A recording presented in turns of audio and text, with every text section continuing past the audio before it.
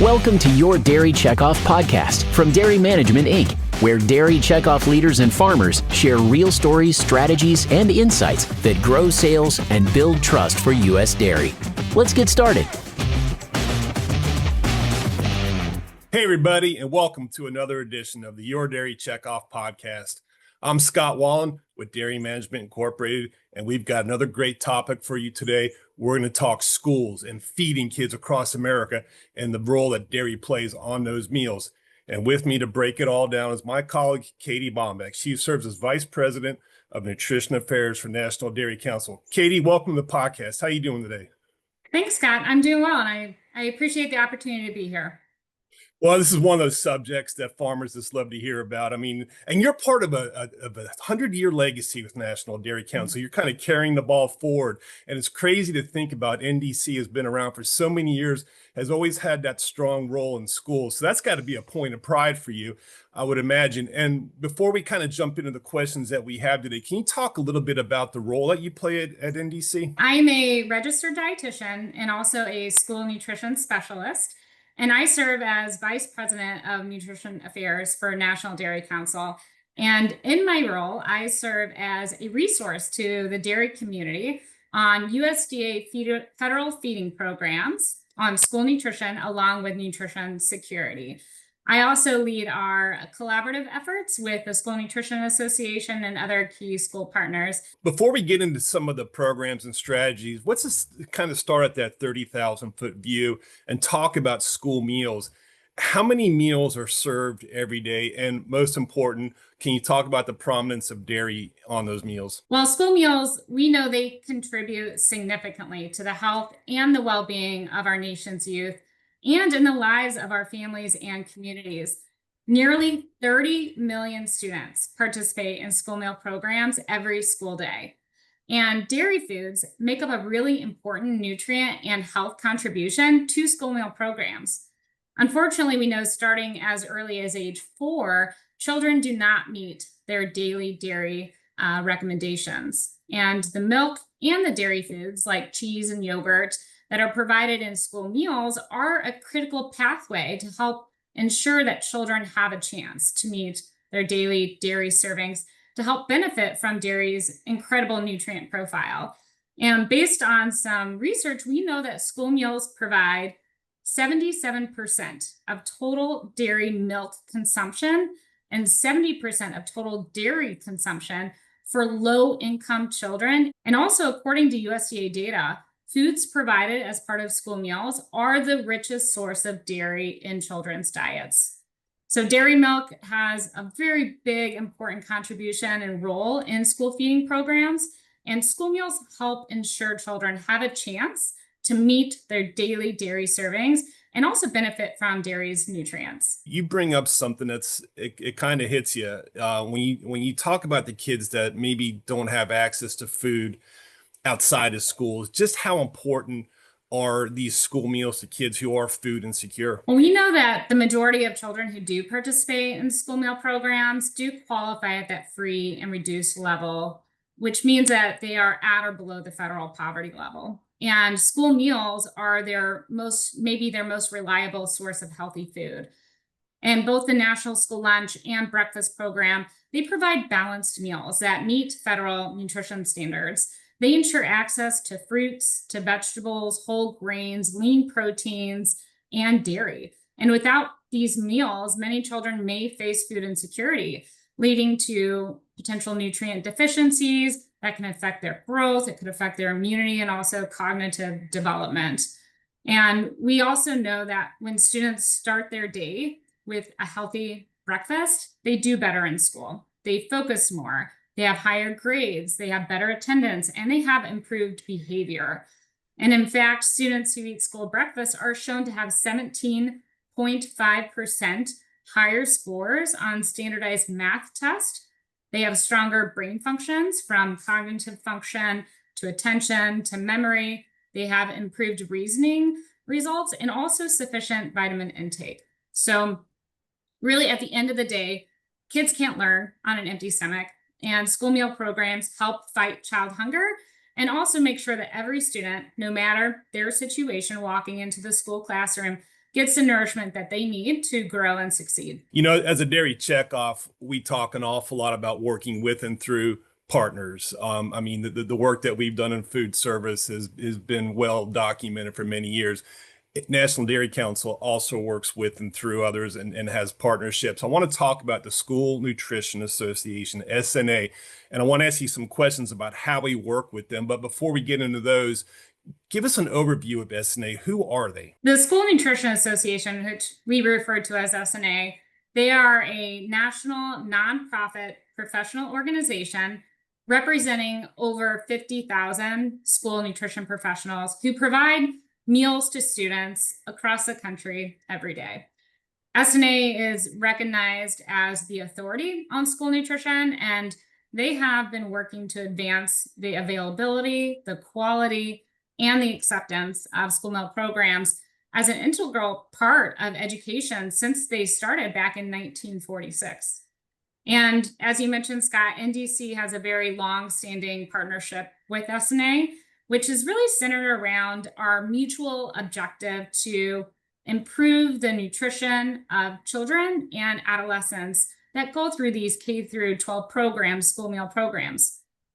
And through this partnership, we connect those school nutrition professionals with science-based resources that highlight the role of dairy in healthy eating patterns. And we also provide schools with tools on how to include dairy options in school meal programs. And we also share the story of how dairy is produced responsibly, how it gets from the farm to their school tray. And the reach of these school nutrition professionals is incredibly important. They interact every single day with children's and teens, and then often sometimes on the weekends or the holidays or the summer months as they give meals out during those school closure times. But beyond serving meals, they also engage a lot with the parents and the broader school community. So they really have a pulse on what's going on and the connections to the local community.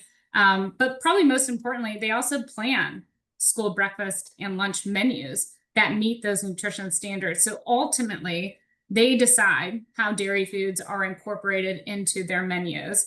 And it's really critical for us to support them in providing education and also those innovative ways to include dairy in school meals, whether it's through smoothies or offering a lactose-free milk option, or maybe it's a hot chocolate milk program.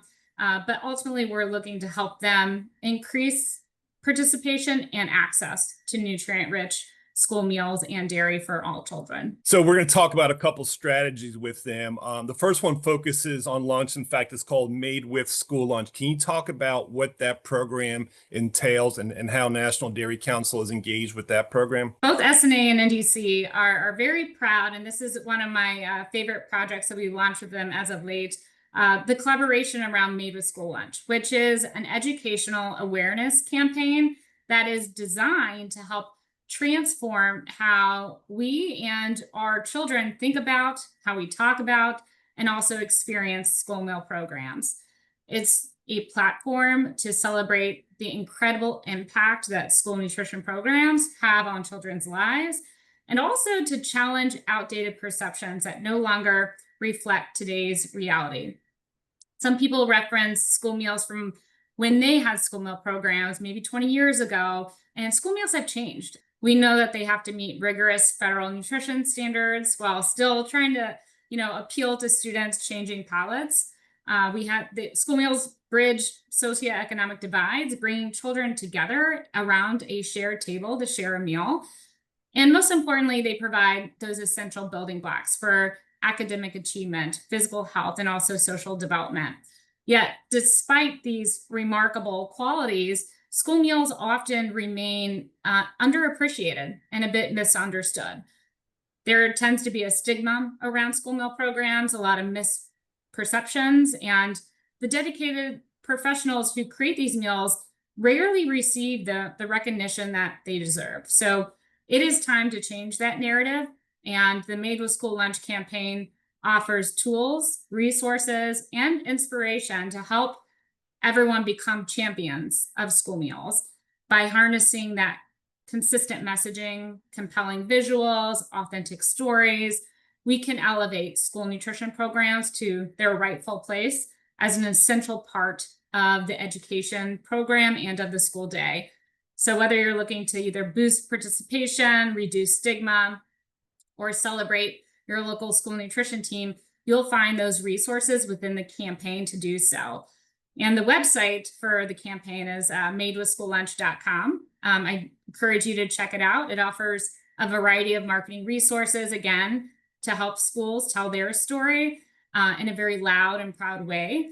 And since most schools have very limited budgets and the majority don't employ a marketing or communication staff, so we've taken that work off their plate by creating these ready-to-use materials that they can easily share to elevate their local program. One of the big events that's on your calendar every year is SNA's annual conference. And I've actually had a chance to be at one of those with you. And it's phenomenal to see all these school nutrition professionals from across the country in one place.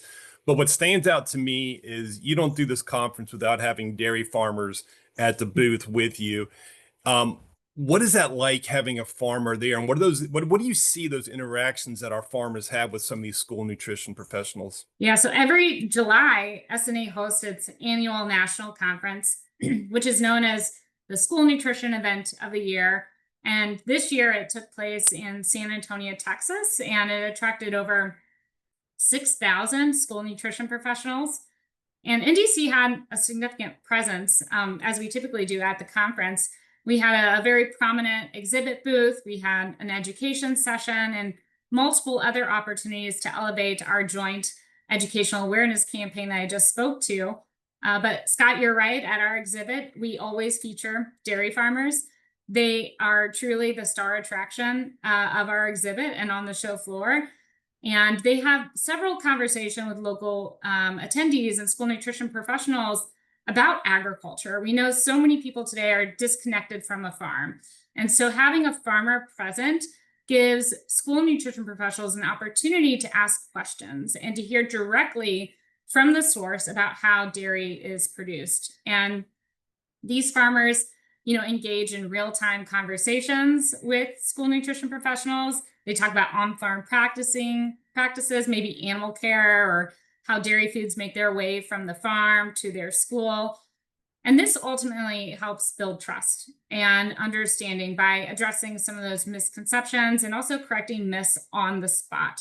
So we always appreciate our dairy farmers who attend to tell their story and engage and help build trust with this audience that we've been working with for so many years. Well, I can tell you from talking to those farmers that have been there, they get so much out of it, and they just love that opportunity to talk farming, but to also show their appreciation for the hard work that goes into feeding kids every day.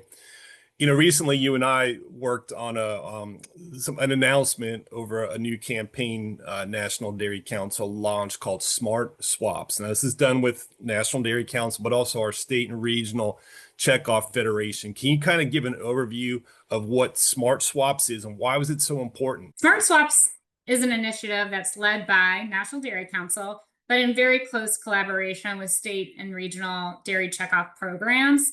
It was developed to address the real challenges that school nutrition professionals face as they work to meet evolving USDA meal standards. And this initiative really features three core areas of focus and resource development. First, we have several dairy-centric recipes. Second, some sample breakfast menus. And third, several culinary and educational training materials. And all of these resources were designed to help schools implement practical, compliant, and student-approved meal solutions. And to give a little bit of context regarding the evolving nutrition standards, back in 2024, the USDA finalized new meal pattern requirements for both the National School Lunch and the School Breakfast Program. And these updates brought forth a few important changes. First, there is more menu flexibility. So the rule removes the minimum daily grain requirement at breakfast, which gives schools more freedom to feature nutrient-rich dairy foods like cheese and yogurt as part of your entree option. And then second, starting in school year 25-26, which is this year, There's also new product-specific sugar limits. So flavored milk can have no more than 10 grams of added sugars per 8-ounce serving, and yogurt can have no more than 12 grams per 6-ounce serving. And then a few years down the road, beginning in school year 27-28, we'll see even stricter overall nutrient standards being put into place. So the sodium limits for breakfast will be cut by 10%.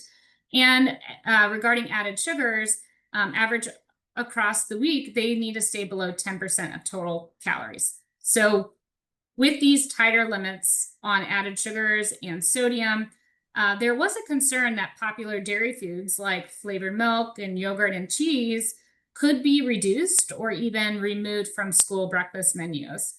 So rather than seeing this as a setback, the Dairy Checkoff saw it as an opportunity. It was a chance to support schools by developing practical, smart recipe updates and sample breakfast menus that meet these new standards, while also keeping dairy foods on the menu and on student trays. And ultimately, Smart Swaps is all about helping schools make smarter, not harder adjustments. We know these small, achievable changes can help maintain flavor, nutrition, and student appeal while keeping dairy front and center. What role is SNA now playing with Smart Swaps? Are they active in promoting this as well? SNA is a key partner in helping us share and also amplify Smart Swaps across the school nutrition community. We did introduce the initiative at SNA's annual national conference I just spoke about in July by sampling one of our new recipes. We sampled the cherry lime smoothie bowl, and it was a huge hit. And through that conference, we collected hundreds of leads of school nutrition professionals who were eager to learn more once the initiative was launched in September. We're hosting a dedicated webinar with SNA and their 50,000 plus members. And central to that webinar is Smart Swaps. So we're going to be elevating those student tested recipes. We're going to be elevating those sample breakfast menus and planning tools that are really designed to help make school breakfast nutritious, appealing, and also easy to prepare without losing some of those student favorites. But beyond that one webinar, we're also partnering with SNA to elevate Smart Swaps through their communication channels, including email newsletters, magazine features, and other member platforms to really maximize reach and also engagement across their network. Katie, I enjoyed the conversation with you as always. It's great to kind of dive into all the wonderful work that you and your colleagues are doing in schools, and just keep it up. Thanks, Scott. It's great to be here. Thanks for listening to Your Dairy Checkoff podcast. Want to hear more about how your checkoff is making every drop count? Head over to dairycheckoff.com or follow us wherever you get your podcasts. See you next time.